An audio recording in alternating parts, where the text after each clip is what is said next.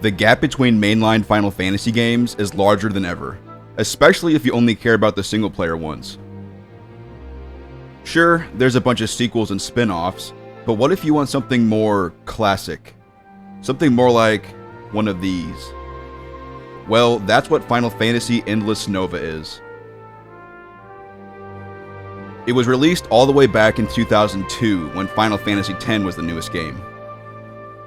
I think in some ways, that's the one that Endless Nova has the most in common with. But still, it has the variety and minigames of FF7 and 9, the classic looking graphics of 6, an expansion on the sci-fi elements in 8, and plenty of things that are unique to itself. It might be a long time before the next mainline Final Fantasy, so there's never been a better time to indulge in some fan games. Here's why Final Fantasy Endless Nova should be the first one you check out. What's the premise? What kind of story is this? I'll give you a brief summary of the first hour or so of the game. The first thing you see when you press start is this formation of little pods flying through space. The golden one has someone important in it, and the others are her guardians. They're on a mission of some kind. They don't know this, but an evil empire is tracking them down. A couple of soldiers try to capture them, but something goes wrong. Their tractor beam starts pulling in space debris, and causes the golden pod to be knocked out into open space. This will be important shortly, but for now, let me tell you about the world this game takes place in. The setting of our story is a solar system called Hell's Dome. It's named that because there's an asteroid belt around it that prevents anyone from coming in or going out. Many people live on asteroids inside Hell's Dome, including our protagonist, Darren. Darren and his android friend Motor get hired to steal a weapon prototype from a military storage facility. The group ends up finding the weapon prototype and has to escape from the military of a massive solar system-wide empire. Early on during this chase, the golden space pod from the beginning crashes near Darren. Inside is a girl who strangely has cat ears. The crash knocks out Darren and Motor, which lets the soldiers catch up to them. The military locks the group up in a jail, and to break out, you have to put on some soldier armor as a disguise. I always like when games do stuff like this. It turns out the girl was taken somewhere else separately, so Darren decides to try and find her to help her escape. So you break out, and you find yourself in a city called Fennel Capital. You have a chance to run around and explore, but eventually you do end up finding the girl. After a boss fight, you get the weapon prototype back, save the girl, and use some escape pods to get out of there. Darren tries to talk to the girl, whose name is Lisbeth, by the way.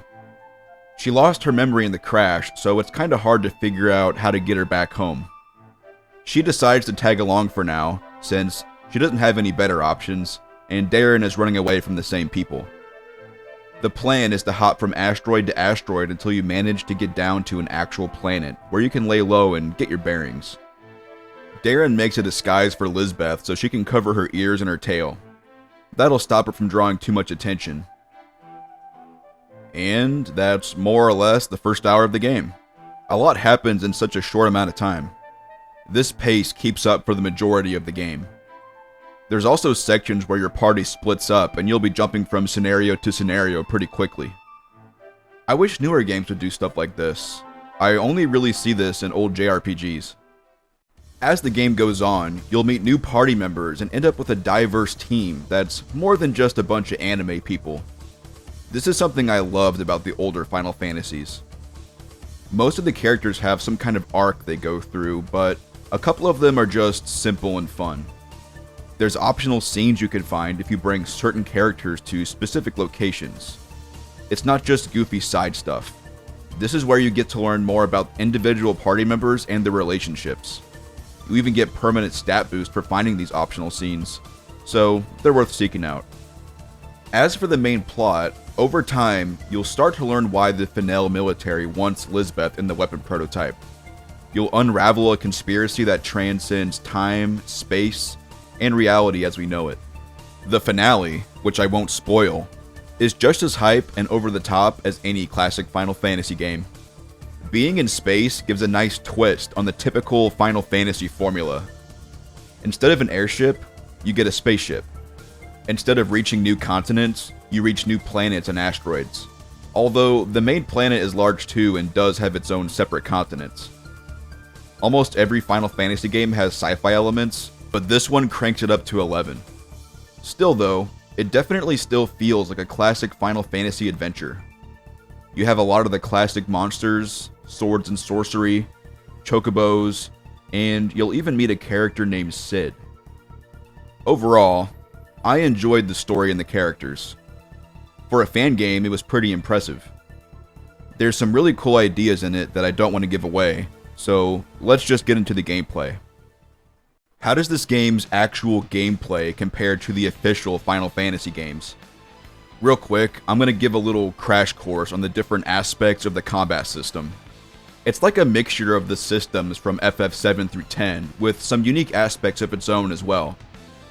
The combat is turn-based. It doesn't use the ATB system. Enemies have certain classes and elemental resistances. For example, you might find a wolf that's in the beast class of enemies with a high resistance to ice and a weakness to fire. So if you want to play optimally, you'll keep certain weapons around that are good against bugs, beasts, flyers, and other stuff like that. The magic system is a little different. Every character can learn every spell. What you need to do is use these items called Krina Orbs against enemies. Once you use one, it has a chance to absorb a spell, turning it into an item that permanently teaches a spell to any character. Different enemies give different spells, so it's a good idea to toss those orbs once in a while, just to see what kind of spells you can get. You can get more orbs at the same shops you buy potions at, but they're kind of expensive. Gil is noticeably more important in this game. You'll never have a big surplus until right near the end. So unless you decide to stop and grind, which I never thought was necessary, you'll actually have to be strategic about how you spend your Gil. Every character has unique abilities. Motor the android has tools like Edgar from FF6. Lisbeth has Geomancy, which is useful in the early game. She has a naturally high magic stat too, so she'll still be useful as a mage in the late game. Darren has sword skills. He gets more abilities by obtaining new swords, so it's worth going after every piece of equipment for him to see if he gets more skills. They're kinda like Auron's abilities from FF10. You know, power break, armor break, stuff like that. But there's new ones too. Eventually you'll find a thief, a monk, a chemist, and a blue mage. I prefer systems where your characters feel more unique than the ones where everyone can do everything. I think this game has a good balance of customization and limitations for each character. Each character fills a certain niche. I had a main squad of 4 that I used for the endgame, but I think you could use any combination of the characters as long as one of them is a healer. Also, some characters are stronger in the early game and some are better at the end, so you should get pretty good usage out of all of them.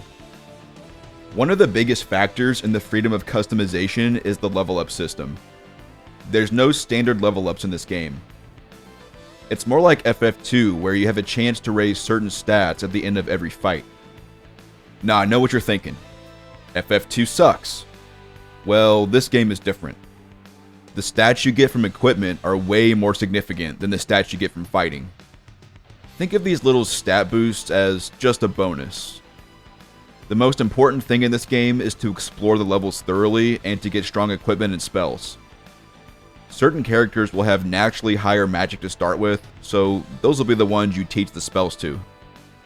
They will slowly grow their magic stat over time just by using spells. You might want to prioritize growing speed on your healer so they can move before the enemies do and keep people at full health.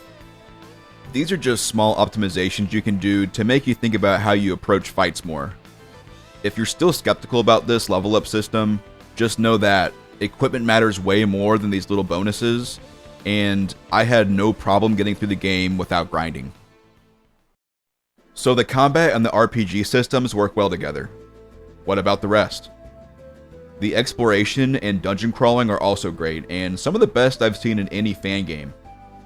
Every area has different gimmicks, which adds some nice variety. For example, the desert has these sinkholes that can take you back to the start of the area, but there's some stationary ones that have treasure in them too.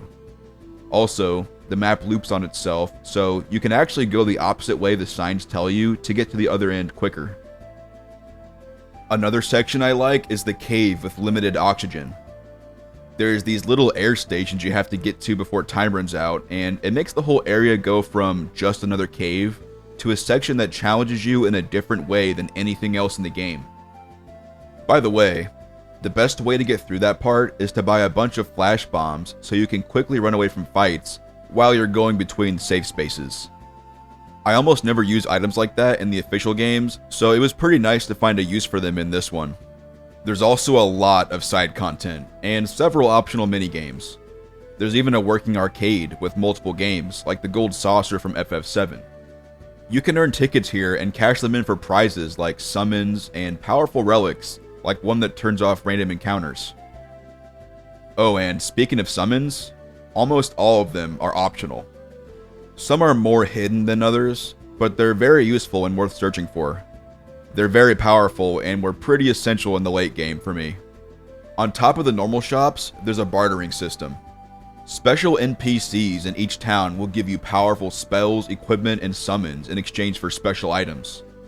You can find these special items in various ways, like killing monsters, doing mini games, opening chests, and searching around on the world map. There's a monster arena, similar to the one from Trino in FF9.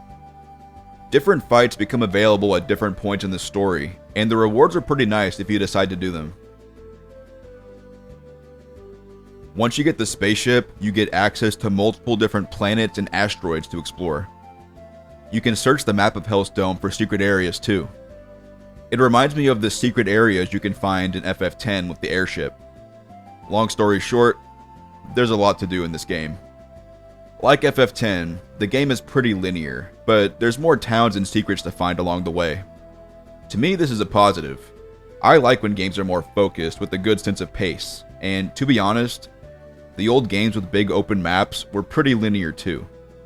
There would maybe be a side objective here and there, and there is value in the process of figuring out where to go, but for the most part, you would just go from point A to point B. Now, I'm not saying Endless Nova is a straight line like FF10 or 13. It has side objectives and alternate routes too, but the game is still pretty linear in structure, with more focus placed on the individual areas than the world map that connects them. I want people to play this game, so I won't say everything, but I think my favorite side quest was looking for the ultimate weapons. I love it when RPGs have a collectathon aspect. Oh, and one more thing. This is an RPG Maker 2000 game, so you can play it with the easy RPG player and use a speed up button to get through the boring parts. That's a big plus for me. I'm always speeding up through the trash fights in these old JRPGs.